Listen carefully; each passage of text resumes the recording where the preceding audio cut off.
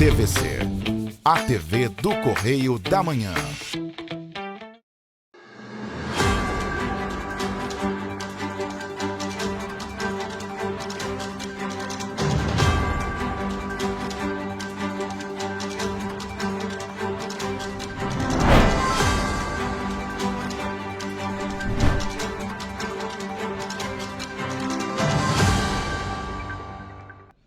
Olá, segundou! Sejam todos muito bem-vindos ao Correio Serrano na TV.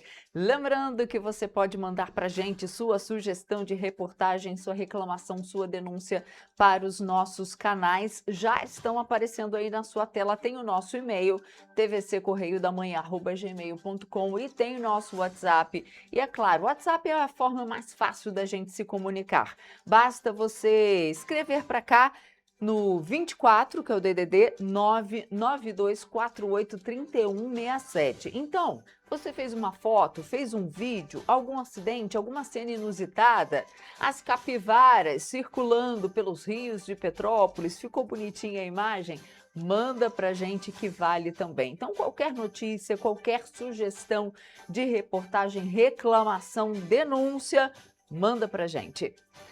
Nos ajude a fazer os nossos telejornais, né? Com o assunto que você quer ver aqui na sua telinha. E hoje em Petrópolis o dia amanheceu bonito. Olha essas imagens, céu azul, azul, azul, algumas nuvens mais carregadas ali perto das montanhas, mas o vento parou um pouquinho, continua ventando o normal, aquela ventania que fez até com que a Defesa Civil mandasse alerta de ventos fortes. Pois é, parece que esse vento diminuiu um pouquinho. Vamos então às notícias desta segunda-feira, dia 20 de julho. Vendas no varejo crescem em maio, mas ritmo da recuperação ainda é moderado. Você vai ver também que vacina contra a poliomielite ganha reforço para crianças de 4 anos. Pedidos de medidas protetivas pela Maria da Penha virtual crescem no Rio de Janeiro.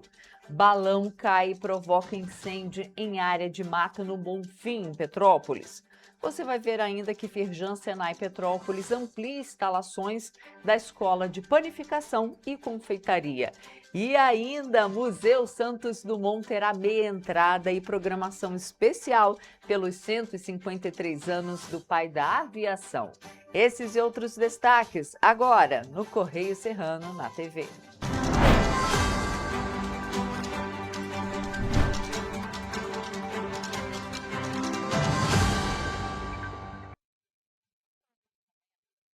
Destaques do Correio da Manhã, edição do Rio de Janeiro. Aqui na nossa região, apenas R$ 2,00 com Correio Petropolitano. Vamos ver o que é destaque lá na nossa linha vermelha. Coronel Tarciso tentou transferir 25 milhões do Funesbom para a gestão do DID do IRM. Destaque do Correio Bastidores lá na página 7. Gente, esse Funesbom não é de hoje que o pessoal está de olho, colocando uma lupa nos recursos do Funesbom, que são os recursos ali do Corpo de Bombeiros. E ainda na nossa primeira página, José Dirceu diz que Trump prejudica Flávio Bolsonaro. E, é claro, temos ainda no texto legenda o vencedor da Copa do Mundo, está lá na página 15. E Yamal dá banho em Messi e Espanha leva a Copa. E ainda para Simone Tebet, tarifaço foi interferência política, destaque da página 6. Está aí a nossa primeira página mostrando o campeão, né? Espanha levando a Copa do Mundo no jogo que aconteceu ontem. E a Espanha vencendo aí por 1-0 e levou o bicampeonato mundial numa Copa cheia de altos e baixos, o que diga o Brasil, né? Vamos então para a nossa página 11, lá para... 11 não, é a página 12. Vamos para a nossa página 12, lá no Petropolitano, ver o que é destaque por lá. A manchete principal dessa página diz o seguinte: Defensoria Pública do Rio recomenda que Serra reforce segurança durante o inverno. Estruturação de medidas é voltada à população em situação de rua. E a gente também tem uma reportagem falando sobre isso, porque olha só, gente, a Defensoria Pública do Estado do Rio recomendou que as prefeituras de Petrópolis, Teresópolis e Nova Friburgo adotem medidas emergenciais para proteger pessoas em situação de rua durante o período de frio intenso na região serrana. O documento, assinado na última quarta-feira, destaca o risco à vida, à saúde e à dignidade dessa população diante das baixas temperaturas e cobra providências imediatas dos municípios. A recomendação expedida pela Defensoria Pública do Estado do Rio de Janeiro foi encaminhada aos prefeitos e às secretarias municipais de assistência social, defesa civil e saúde de Petrópolis, Teresópolis e Nova Friburgo. Entre as principais medidas estão a ampliação da rede de acolhimento, a criação de estruturas emergenciais quando não houver vagas suficientes em abrigos e a intensificação das abordagens sociais durante as noites e madrugadas mais frias. Principalmente os municípios da região serrana, durante o inverno, as temperaturas elas são muito baixas e esse frio tem causado ao longo dos últimos anos alguns episódios de pessoas em situação de rua que vieram a óbito por conta de não conseguirem obter vagas no sistema de acolhimento desses municípios. Além disso, a Defensoria recomenda que as prefeituras monitorem diariamente a ocupação dos abrigos durante o inverno, divulguem alertas de frio intenso, informem os locais disponíveis para acolhimento e reforcem a atuação integrada entre assistência social, defesa civil e saúde para o atendimento da população vulnerável. Então, essa recomendação que a Defensoria faz a esses municípios ela é baseada numa decisão vinculante proferida pelo Supremo Tribunal Federal que determina medidas concretas e estruturais para a proteção dessa população. Na justificativa, o órgão ressalta que a região serrana registra temperaturas significativamente mais baixas durante o inverno e lembra que em julho deste ano, uma intensa massa de ar polar provocou a madrugada mais fria de 2026 até então. A recomendação também cita episódios registrados na região serrana. Em 2022, um homem em situação de rua morreu em Petrópolis após uma noite de frio intenso. Em Nova Friburgo, em 2024, uma pessoa em situação de rua buscou acolhimento institucional, encontrou dificuldade para acessar o serviço e pouco tempo depois faleceu, o que gerou inquéritos por omissão de socorro. Os municípios vão ter um prazo de 10 dias úteis para informar a Coordenação de Defesa dos Direitos Humanos da Defensoria Pública quais medidas já foram adotadas, o número de vagas disponíveis na rede de acolhimento, a taxa de ocupação dos abrigos, a existência de filas de espera, as estruturas emergenciais disponíveis e o planejamento para enfrentar novas ondas de frio. Caso os municípios não adotem medidas concretas para cumprir aquilo que o Supremo Tribunal Federal já determinou, a Defensoria ajuizará medidas e informará ao ministro Alexandre de Moraes o descumprimento da sua decisão pelos municípios da região serrana do estado do Rio de Janeiro. A Defensoria alerta que o descumprimento injustificado da recomendação ou a ausência de uma resposta vai poder resultar na adoção de medidas administrativas e judiciais, incluindo o ajuizamento de uma ação civil pública para garantir o cumprimento das determinações do Superior Tribunal Federal e a proteção da população em situação de rua. Entramos em contato com a Prefeitura de Petrópolis, Teresópolis e Nova Friburgo, mas não tivemos o retorno. Mas a situação é um pouco mais complicada do que só isso. Precisa haver uma política que coloque essas pessoas em situação de rua novamente no mercado de trabalho, que deem dignidade, porque outro agravante também é que muitas dessas pessoas que estão na rua, elas querem ficar na rua. Elas não querem ir para o abrigão. Por que que elas não querem ir para o abrigão? Porque lá tem regras, tem horário para dormir, tem horários, tem regras. Você não pode fazer qualquer coisa lá. E na rua, essas pessoas, elas estão livres para fazer o que bem entendem, inclusive colocar fogo na rua de Petrópolis. Então a situação das pessoas que infelizmente estão nas ruas é um pouco mais complicada.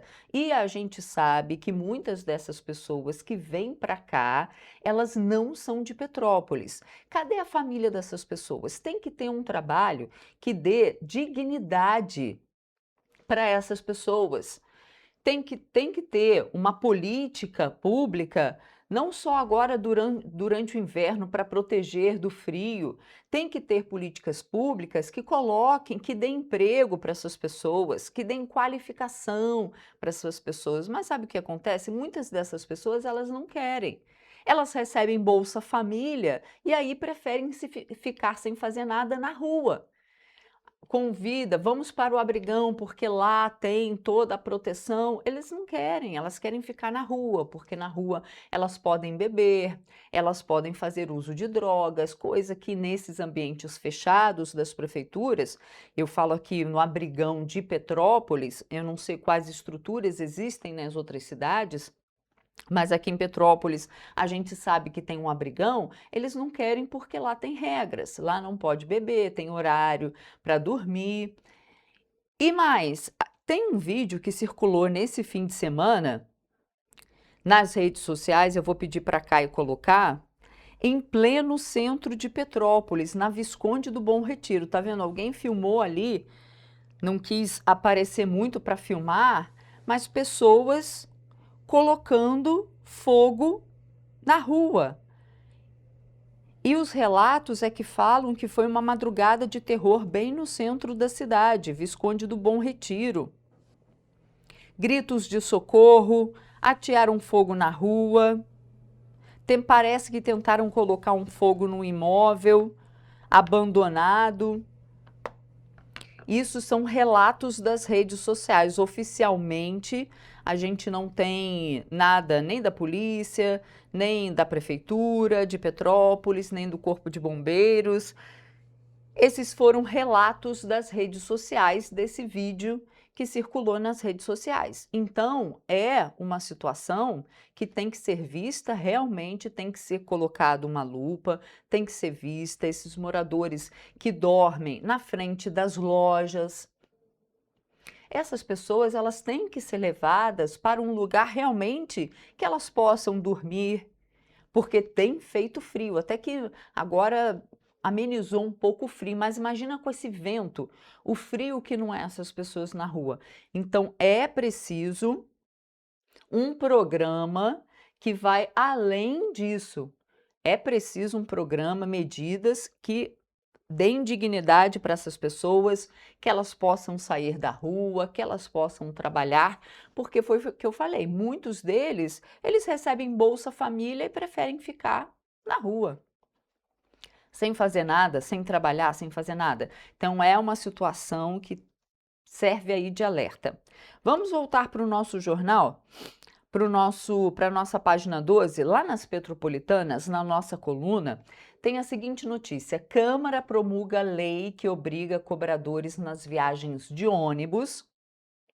Então, a Câmara Municipal de Petrópolis promulgou uma lei do dia 13 de julho desse ano que torna obrigatória a presença de cobradores e o auxiliar de viagem em 4 das principais linhas de transporte público coletivo do município. A norma foi publicada pelo presidente da Casa, vereador Júnior Coruja, após a aprovação do Legislativo. A obrigatoriedade vale para as linhas 100, que é do Centro Rodoviária Bingen, 300, que é Centro Correias, e 600, que é também 100 Correias, Centro Correias, e 700, que é Itaipava Centro, consideradas linhas troncais do sistema de transporte coletivo. E, gente, vou falar para vocês, essa história dos cobradores, ela é antiga, tá? Porque isso já teve muita discussão lá, porque toda linha de ônibus antigamente tinha um cobrador. O cobrador, ele não só cobrava o dinheiro do passageiro, ele cobrava o dinheiro do passageiro, ajudava o motorista a manobrar o ônibus em determinados momentos. Isso aí já deu pano para manga, já deu o que falar na Câmara Municipal uns anos atrás, e agora a Câmara promulgou uma nova lei tornando obrigatório. Vamos ver o que as empresas vão falar, se elas vão pular, porque foi feito um lobby muito grande para que extinguisse os cobradores das linhas de Petrópolis. Então, olha só, 90 dias, as empresas, Cidade Real, as empresas de transporte público, que são aqui em Petrópolis, concessionárias e permissionárias, Cidade Real, Turpe e Cidade das Hortênsias vão ter 90 dias para adequar a operação das linhas a essas novas exigências. A fiscalização do cumprimento da lei fica sob responsabilidade do órgão gestor de transporte público, ou seja, a prefeitura, que também poderá aplicar sanções administrativas em caso de descumprimento. Vamos agora para a nossa página 21. Espera aí, gente. Vamos lá. Página 21, vamos ver o que é destaque por lá. Petrópolis pode gastar até 50% a mais, 56% a mais com terceirização. Foi feito um estudo sobre os contratos do município que diz que a terceirização pode gastar muito mais. E aqui no Correio Serrano, Corpo de Bombeiros aprova instalação de novo posto em Nova Friburgo. Agora vamos falar de uma notícia boa, gente, olha só. A Escola de Panificação e Confeitaria da Firjan Senai Petrópolis está ampliando a sua estrutura para ampliar também a oferta de cursos profissionalizantes para o setor de panificação na cidade.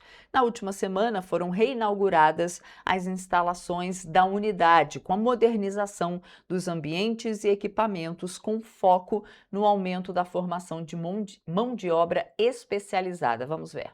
No último dia 14, o presidente da Firjan, Luiz Césio Caetano, reinaugurou as instalações da Escola de Panificação e Confeitaria da Firjan Senai Petrópolis, que passou por modernização dos ambientes e equipamentos. Estamos aqui fazendo uma reinauguração da Escola de Panificação do Senai Petrópolis, oportunidade que nós estamos entregando um espaço todo revitalizado, não só no seu ambiente, mas também nos equipamentos, um investimento de R$1 milhão. Com as novas instalações, a escola amplia o potencial de atendimento de 60 para 120 alunos por dia, aumentando assim a oferta anual de carga horária. A previsão da Firjan é de que a unidade capacite cerca de 400 profissionais para o mercado de trabalho por ano, o dobro do que é registrado atualmente. As padarias de Petrópolis e confeitarias também vão ter um apoio maciço quanto a isso, porque houve uma modernidade muito forte agora desse setor. Então, há uma necessidade e eu tenho a impressão que todos nós, panificadores, vamos tirar proveito o máximo possível desse novo empreendimento aqui do Senai. A Escola de Panificação e Confeitaria da Firjan Senai Petrópolis foi inaugurada em 2008 e agora se adequa para atender o mercado em crescimento. E o trabalho de modernização na unidade não foi feito sem precedentes. De acordo com um estudo da Firjan, a região serrana apresenta a maior concentração de empresas de panificação do estado e, por isso, é necessária uma grande estrutura de qualificação profissional. Um estudo da Firjan mostrou como janela de oportunidade o setor de alimentação aqui na região serrana. Nós estamos entregando novos profissionais capacitados para atender a essa expansão de oportunidades aqui nessa região serrana.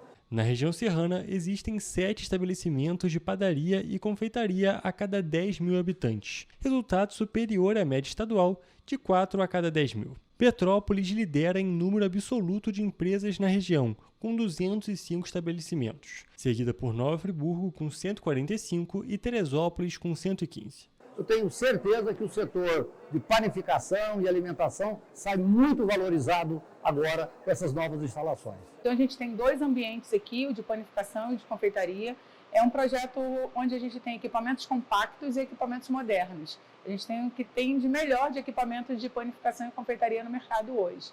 A unidade em Petrópolis oferece cursos de qualificação como padeiro, mestre-padeiro, confeiteiro, pizzaiolo, padeiro-confeiteiro, fabricação de biscoitos, panetone, auxiliar de padaria, massa folhada, pães de fermentação natural, entre outros cursos de aperfeiçoamento. O projeto pensa desde o padrão sanitário, da infraestrutura, piso, parede e um fluxo linear, onde a gente tem do início do processo, um processo linear sem cruzamento de fluxo, para que a gente não tenha contaminação e respeite todos os padrões da exigência da indústria de alimentos.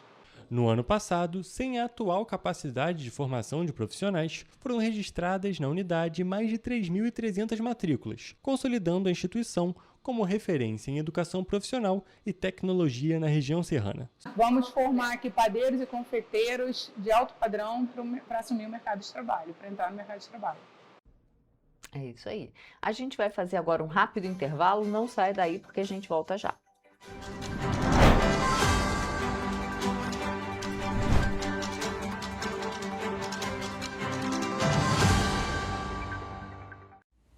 Você já pensou sobre o que é ser petropolitano? Ser petropolitano é viver a história e viver na história. É tratar Dom Pedro II e a Princesa Isabel como vizinhos, ter uma natureza incomparável e ter um ar serrano que os turistas adoram. É também, às vezes, ter todas as estações do ano em um só dia. Ser petropolitano é se emocionar com os corais e marchar com as bandas marciais. É enfrentar o trânsito na subida da serra e reclamar do pedágio. É comemorar os gols e, às vezes, sofrer pelo serrano. Ser petropolitano é ser resiliente, ser solidário. Ser petropolitano é amar esta cidade imperial, na qual nascemos ou escolhemos para viver. Correio Petropolitano, o jornal que tem no seu nome o orgulho de ser petropolitano. Todos os dias em uma banca perto de você.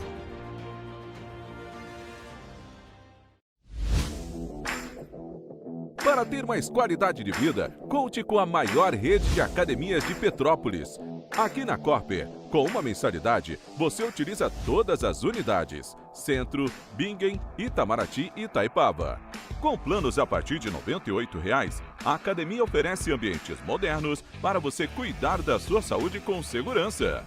Os espaços contam com dezenas de aparelhos de musculação, diversos equipamentos para aeróbico e funcional, além, é claro, de profissionais qualificados e uma extensa grade de aulas coletivas, que inclui dança, bike, jump, wolf fit, step fit, entre outras. Nossas estruturas são equipadas com salas de musculação e aulas coletivas, salas de avaliação física e nutricional, vestiários e estacionamentos amplos. Venha nos fazer uma visita e surpreenda-se! O seu jeito de beber te afastou das pessoas que você ama? Sabemos que sim. É possível encontrar uma nova maneira de viver com qualidade. Alcoólicos Anônimos pode ajudar.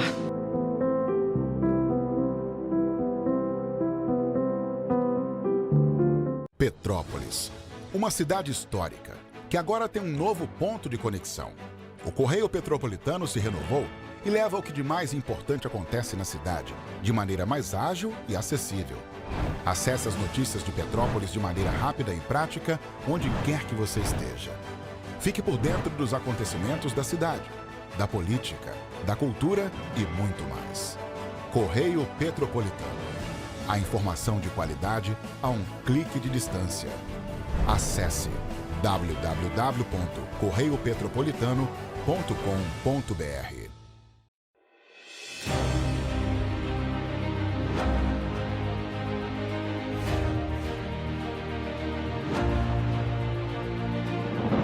Não é jornalismo de direita, é jornalismo direito.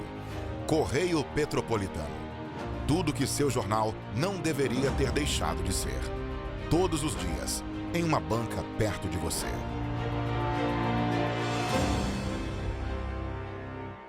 Um bom jornal tem que ser direto, tem que ser direito. Não ser de esquerda ou de direita, mas direito. É ter coragem de informar a verdade e não impor a sua verdade. É respeitar a inteligência do leitor e vontade do eleitor.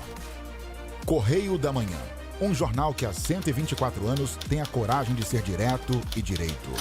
Em uma banca perto de você.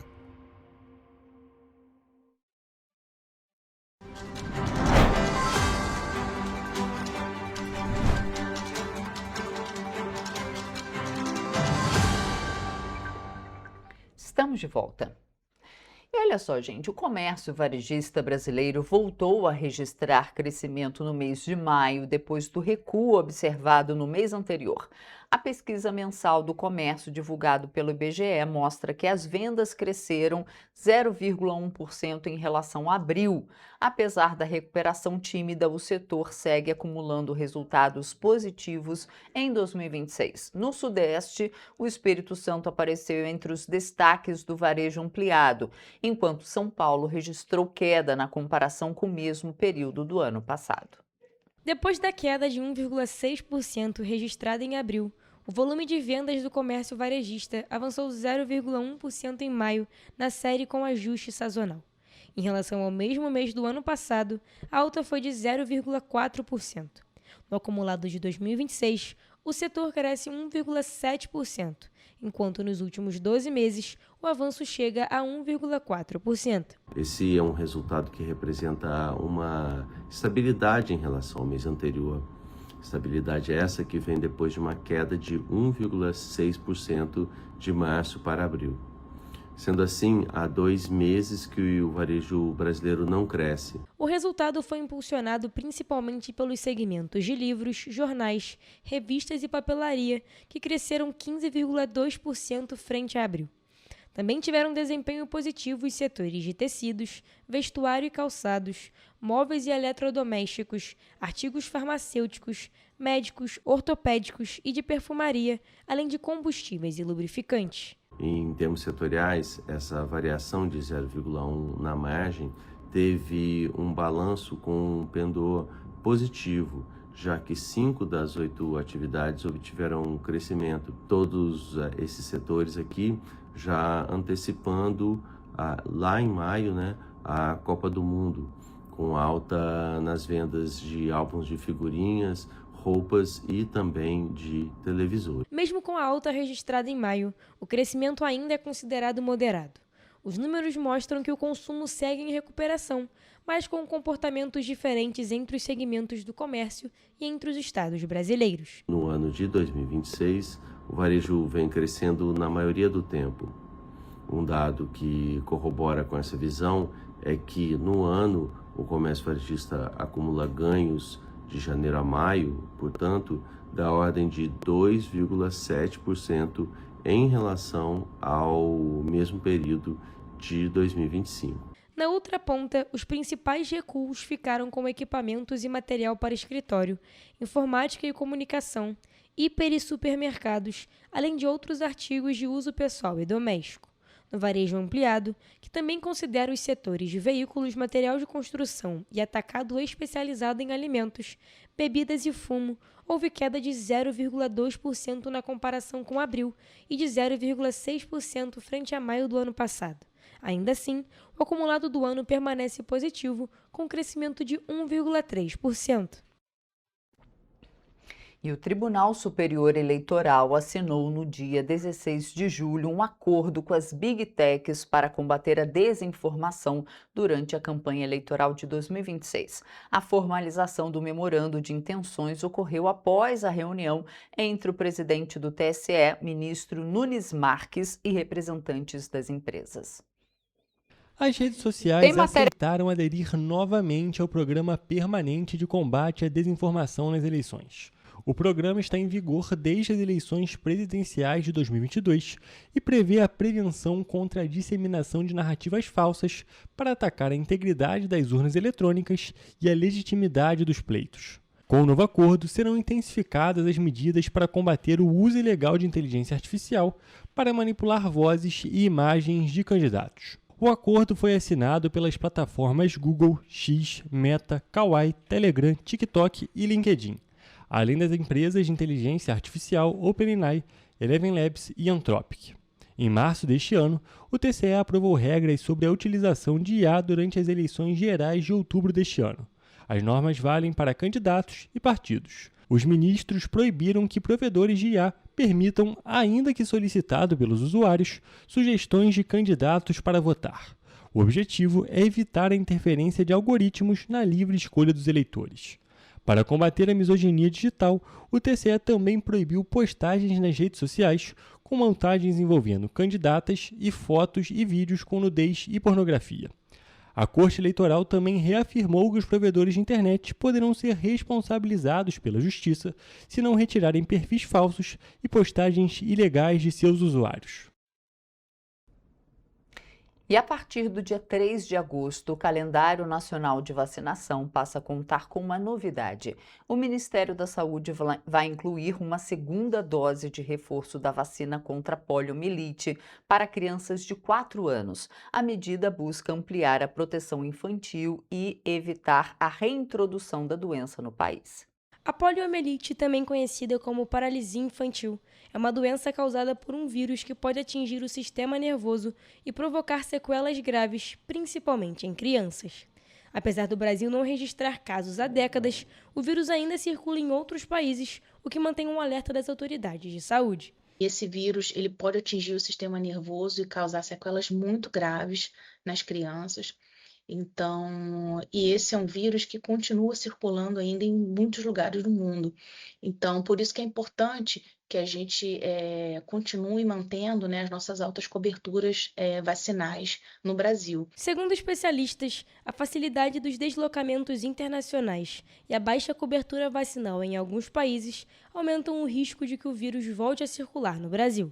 Por isso, a ampliação do esquema vacinal é considerada uma estratégia importante para manter o país livre da doença. A gente não tem um caso de poliomielite interno, um caso no Brasil. Há décadas a gente não tem um caso, então a gente é um território livre da poliomielite. Só que como eu falei, ele é um vírus que circula ainda no mundo, então por isso que a gente precisa manter as nossas altas coberturas vacinais. Com a atualização, o esquema vacinal passa a ser composto por 3 doses da vacina inativada contra a poliomielite, aplicadas aos 2, 4 e 6 meses de idade, além de 2 reforços, um aos 15 meses e agora outro aos 4 anos.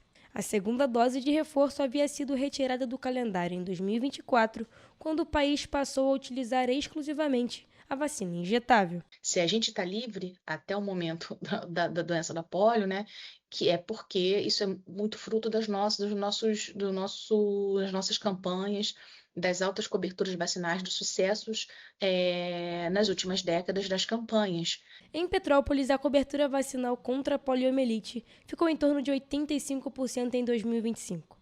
Embora o índice seja superior à média do estado do Rio de Janeiro, ele ainda está abaixo da meta de 95% estabelecida pelo Ministério da Saúde para garantir a proteção coletiva da população. É importante a gente lembrar que vacina salva vidas e que, caso você tenha alguma dúvida, procure a unidade mais próxima, cheque a caderneta do seu filho, da sua filha e leve no posto para vacinar. Tire alguma dúvida, se tiver alguma dúvida, pode tirar também com o profissional do posto.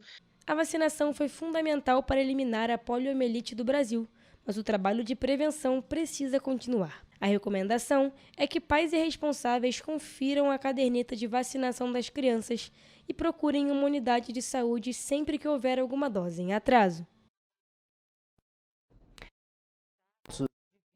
Sincicial respiratório, que é a principal causa de bronquiolite em crianças de até 2 anos, estão diminuindo em grande parte do país. A informação é do novo boletim Infogripe, divulgado pela Fundação Oswaldo Cruz. Apesar da tendência de queda, a Fiocruz alerta que alguns estados ainda apresentam crescimento dos casos de síndrome respiratória aguda grave. De acordo com a Fiocruz, os dados laboratoriais por faixa etária mostram que a redução dos casos de síndrome respiratória aguda grave entre crianças de até 4 anos é impulsionada principalmente pela diminuição das internações provocadas pelo vírus sincicial respiratório em boa parte do país. Ainda assim, a incidência permanece em níveis elevados em alguns estados. 5 unidades da federação apresentam incidência de CIRAG em nível de alerta, risco ou alto risco, com tendência de crescimento no longo prazo. São eles Mato Grosso do Sul, Minas Gerais, Paraná, Santa Catarina e Rio Grande do Sul. No Sudeste, Minas Gerais é o único estado que permanece nessa condição. Rio de Janeiro, São Paulo e Espírito Santo já acompanham um cenário nacional de redução das internações associadas ao vírus. Entre jovens, adultos e idosos, a queda dos casos graves é explicada principalmente pela redução das hospitalizações causadas pela influenza A. Já entre crianças de 5 a 14 anos, a diminuição está relacionada principalmente aos casos graves provocados pelo rinovírus. O levantamento também mostra que nas últimas 8 semanas epidemiológicas, a maior incidência de síndrome respiratória aguda grave continua concentrada nas crianças de até 2 anos. Já a mortalidade permanece mais elevada entre outras pessoas com 65 anos ou mais. Enquanto os casos graves nas crianças pequenas estão associados principalmente ao vírus sincicial respiratório, entre os idosos o principal responsável pelas mortes é o vírus influenza A, que possui vacina disponível gratuitamente no Sistema Único de Saúde. Em 2026, o Brasil já registrou 115.203 casos de síndrome respiratória aguda grave. Desse total, 60.200 tiveram confirmação laboratorial para algum vírus respiratório, enquanto 39.743 foram descartados e mais de 8.000 casos ainda aguardam resultados dos exames.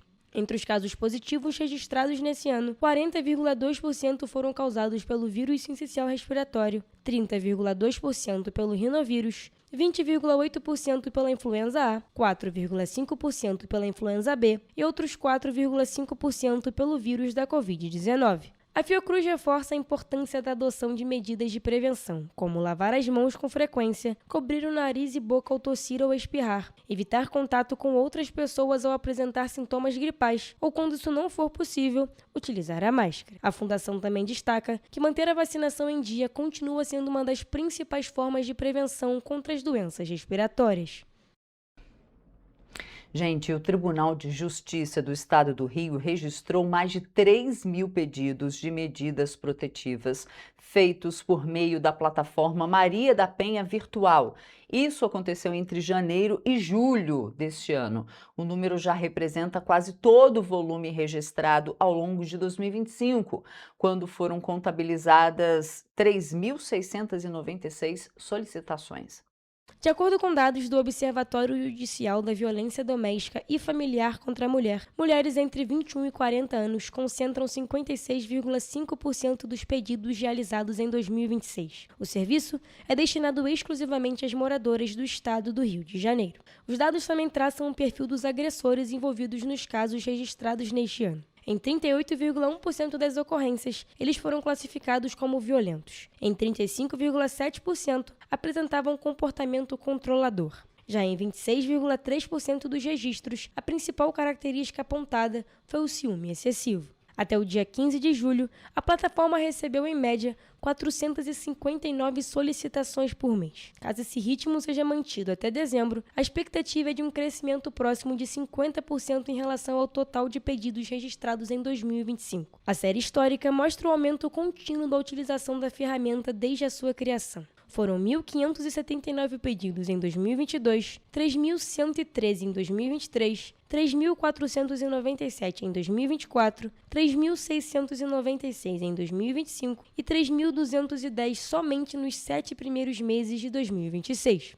Vale lembrar que o Maria da Penha Virtual foi desenvolvido em 2020 durante a pandemia da Covid-19 por estudantes da Universidade Federal do Rio de Janeiro. A ferramenta funciona como um aplicativo acessado diretamente pelo navegador da internet, sem necessidade de download, o que ajuda a preservar a segurança da vítima.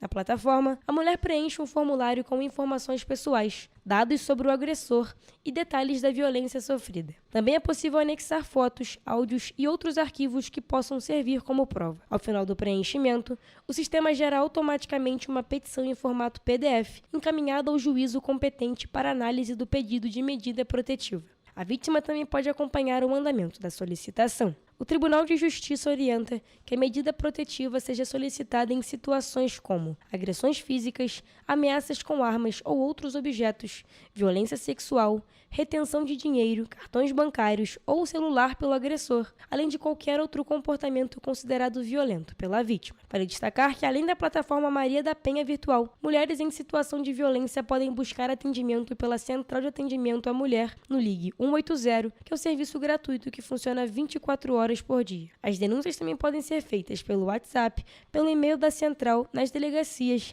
pelo Disque 100 ou pelo telefone 190 da Polícia Militar. É isso, quanto mais acesso as pessoas têm, mais elas denunciam e têm que denunciar mesmo. A gente vai fazer agora um rápido intervalo, mas a gente volta já já.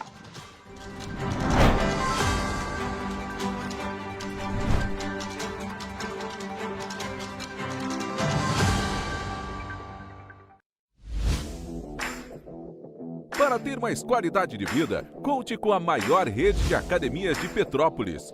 Aqui na Corper, com uma mensalidade, você utiliza todas as unidades: Centro, Bingen, Itamaraty e Itaipava. Com planos a partir de R$ 98,00, a academia oferece ambientes modernos para você cuidar da sua saúde com segurança. Os espaços contam com dezenas de aparelhos de musculação, diversos equipamentos para aeróbico e funcional, além, é claro, de profissionais qualificados e uma extensa grade de aulas coletivas, que inclui dança, bike, jump, wolf fit, step fit, entre outras. Nossas estruturas são equipadas com salas de musculação e aulas coletivas, salas de avaliação física e nutricional, vestiários e estacionamentos amplos. Venha nos fazer uma visita e surpreenda-se!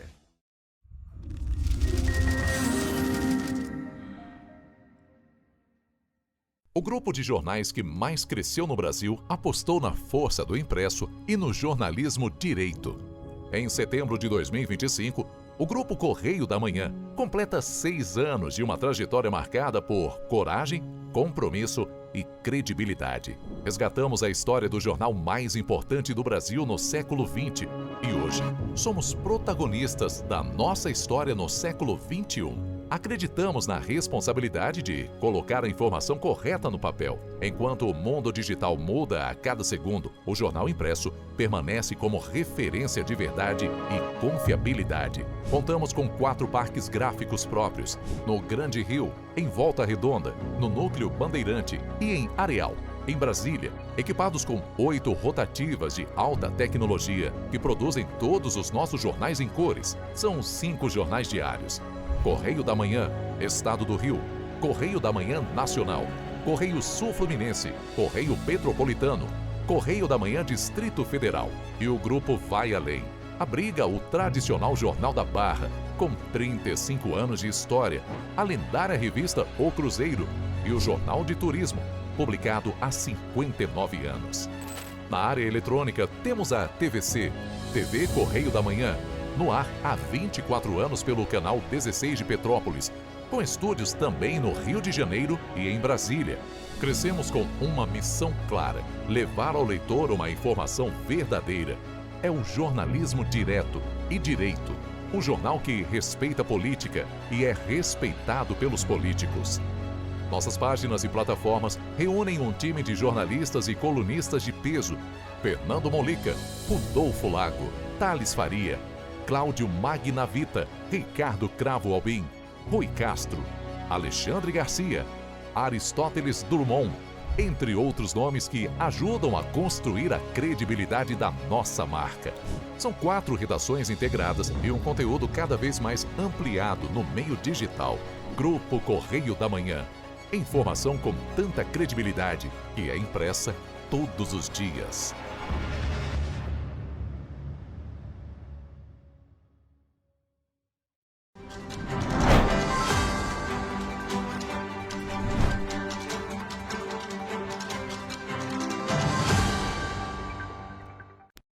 Estamos de volta e a gente começa esse bloco falando que um balão caiu em uma área de mata Bonfim, em Petrópolis, na noite de quinta-feira e continuou na sexta-feira. Segundo dados do programa Linha Verde, já são mais de 70 denúncias de crimes envolvendo balões somente este ano no estado do Rio. Gente, soltar balão é crime. Vamos ver.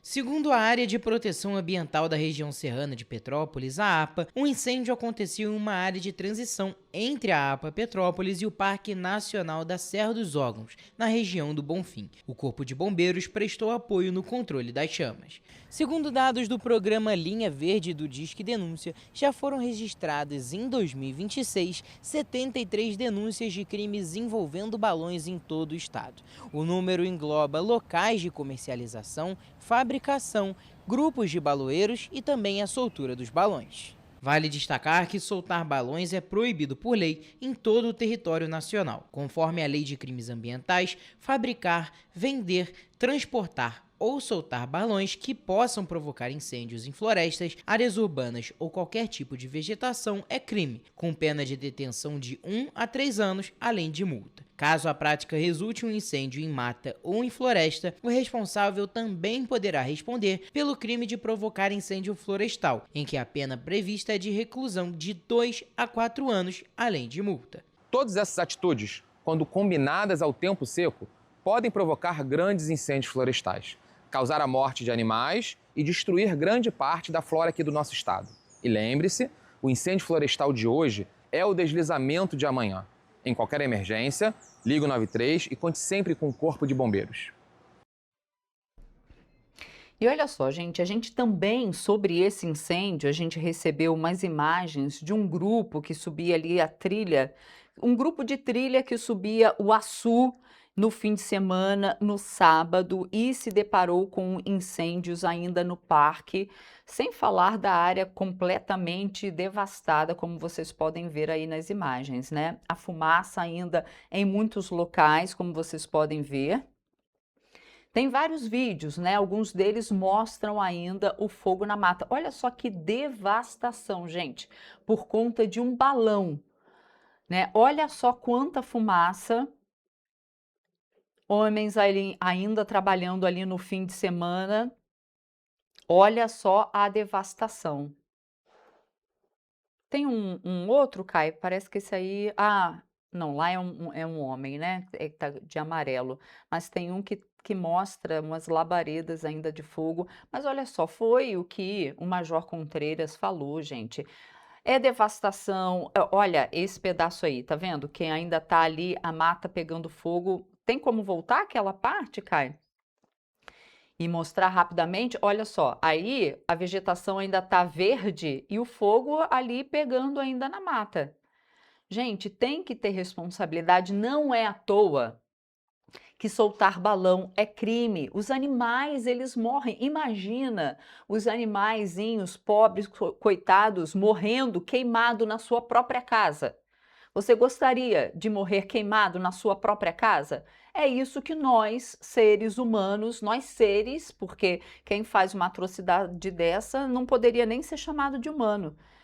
É isso que acontece com os animais, com a nossa vegetação. Não pode, gente. Outra coisa, vamos agora para o nosso Correio Petropolitano, porque lá tem notícias do fim de semana, porque um homem foi atropelado por um carro na manhã de domingo na rua Bingen, na altura ali do número 1620.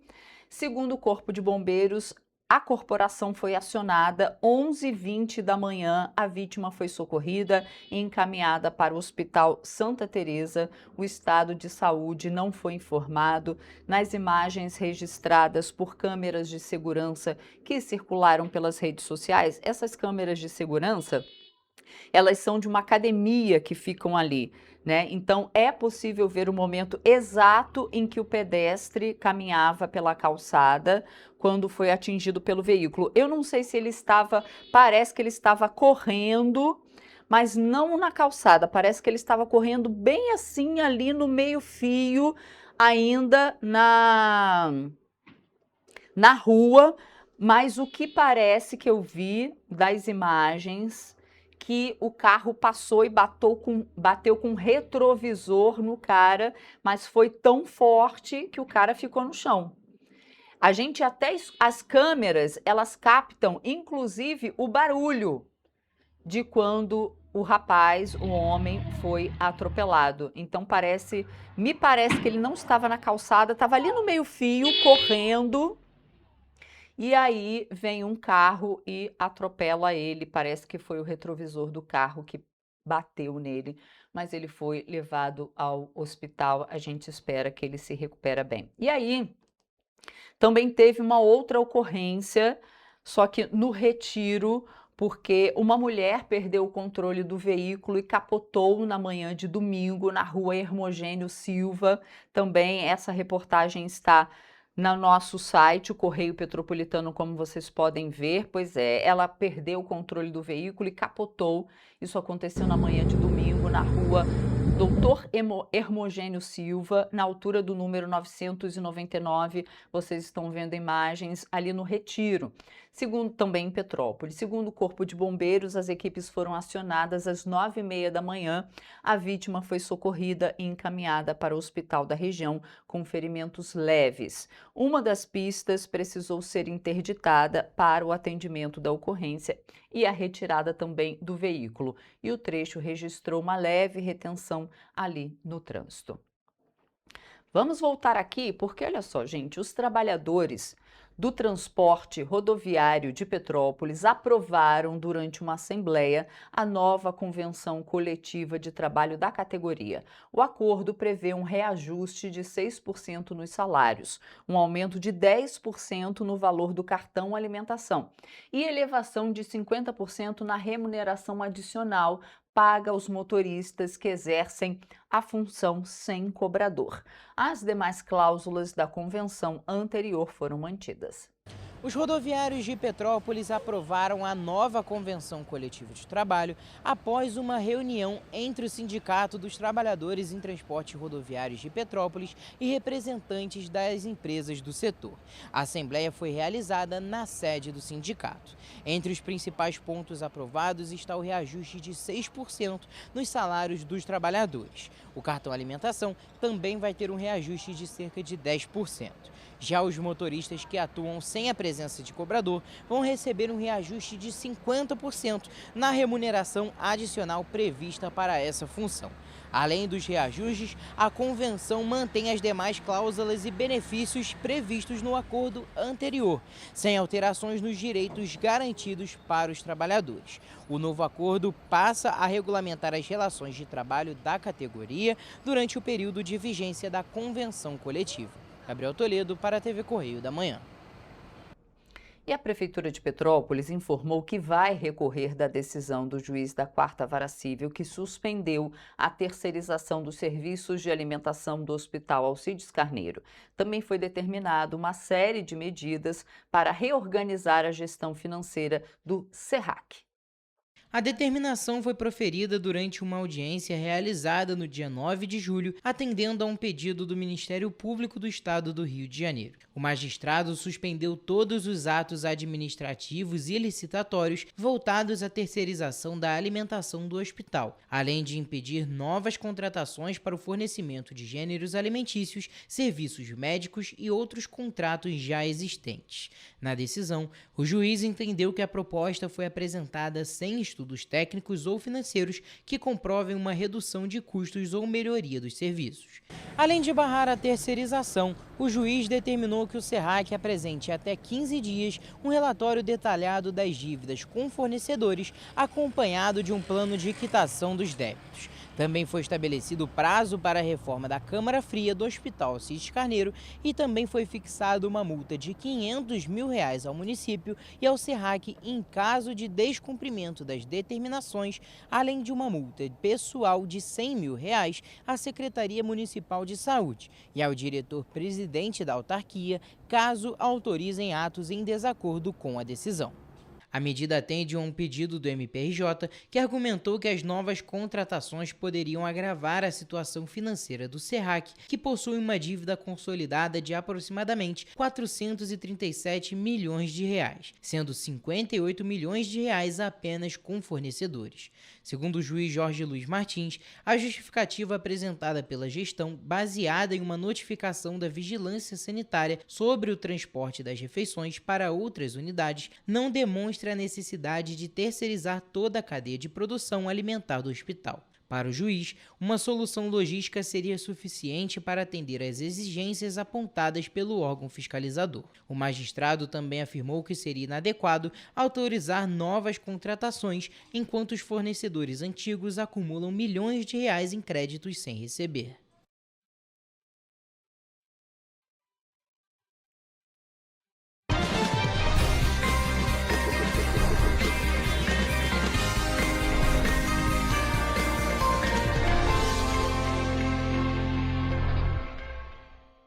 E olha, gente, o tempo no Sudeste nesta quinta-feira vai ter predomínio de sol e tempo firme, com tardes de baixa umidade e manhãs frias. E não há previsão de chuva para a maior parte da região e as temperaturas devem entrar em elevação ao longo do dia. Mas vamos agora para a previsão de cidade por cidade. Em Nova Friburgo, a quinta-feira vai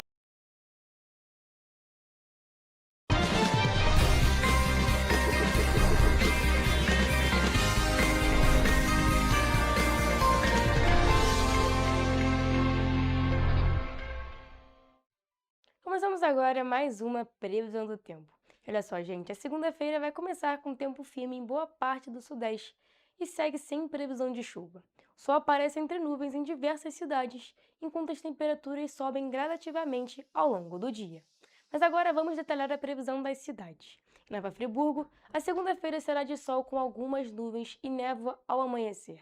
À noite, o céu fica limpo. As temperaturas variam entre a mínima de 11 e a máxima de 21 graus. Em Teresópolis, o dia será de muitas nuvens, mas com aberturas de sol ao longo do período. O tempo permanece firme durante todo o dia. As temperaturas podem variar entre a mínima de 12 e a máxima de 23 graus. Aqui em Petrópolis, o tempo também segue estável. A segunda-feira terá muitas nuvens ao longo do dia, com aberturas de sol. As temperaturas variam entre a mínima de 12 e a máxima de 22 graus. Agora, mudando de região, em Paraíba do Sul, o dia também será de sol com algumas nuvens. À noite, o céu fica com muitas nuvens, mas não há previsão de chuva. Os termômetros vão variar entre a mínima de 13 e a máxima de 26 graus. E para finalizar nossa previsão, em Três Rios o dia também será de sol com algumas nuvens. À noite, o céu fica com muitas nuvens, mas o tempo permanece seco. As temperaturas podem variar entre a mínima de 14 e a máxima de 26 graus. Bom, essa foi a nossa previsão do tempo. Até a próxima!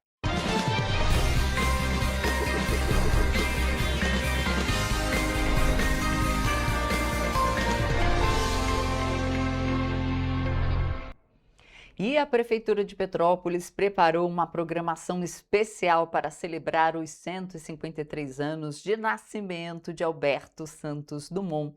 As atividades acontecem hoje e amanhã, dia 20 e dia 21, no Museu Casa de Santos Dumont, um dos principais patrimônios históricos e culturais da cidade. O objetivo é preservar a memória e valorizar o legado do inventor que escolheu Petrópolis para construir sua residência de verão, conhecida como A Encantada, que foi transformada em museu e é aberta à visitação pública. A programação começa nesta segunda-feira, dia 20, às 2 horas da tarde, com uma cerimônia no Museu Casa de Santos Dumont. O evento contará com a participação da Força Aérea Brasileira, representada pelo Destacamento de Controle do Espaço Aéreo do Pico do Couto, responsável pelo tradicional hasteamento da bandeira nacional, reproduzindo a forma como o próprio Santos Dumont realizava a cerimônia em sua residência durante o período em que vivia em Petrópolis. Além da cerimônia cívica, a programação prestará homenagem à devoção de Santos Dumont a São Bento. Em agosto de 1901, após receber da princesa Isabel uma medalha de São Bento em Paris, o inventor passou a cultivar a devoção ao santo. Como parte da celebração, o abade-presidente da Congregação Beneditina do Brasil, Dom Emanuel do Amaral, fará a entrega simbólica de uma medalha de São Bento ao acervo do Museu Casa de Santos Dumont. As comemorações continuam na terça-feira, dia 21, onde durante todo o dia o museu vai oferecer meia entrada para todos os visitantes. Iniciativa que busca ampliar o acesso da população e dos turistas ao espaço dedicado à preservação da história do pai da aviação. Conhecida como A Encantada, a residência foi projetada pelo próprio Santos Dumont e reúne características que refletem a criatividade e o espírito inovador do inventor. Entre os destaques estão a famosa escada de degraus alternados, criada para obrigar quem sobe a iniciar o movimento sempre com o pé direito, além de objetos pessoais, mobiliário, documentos, fotografias e invenções que ajudam a contar a trajetória de um dos brasileiros mais importantes da história. O Museu Casa de Santos Dumont está localizado na Rua do Encanto, número 22, no centro de Petrópolis, e funciona de terça a domingo, das 9 horas da manhã às 5 horas da tarde. Bacana, vale a pena a visitação. E a gente vai ficando por aqui, mas amanhã estou de volta ao vivo às 7h30 da manhã. Tchau, gente!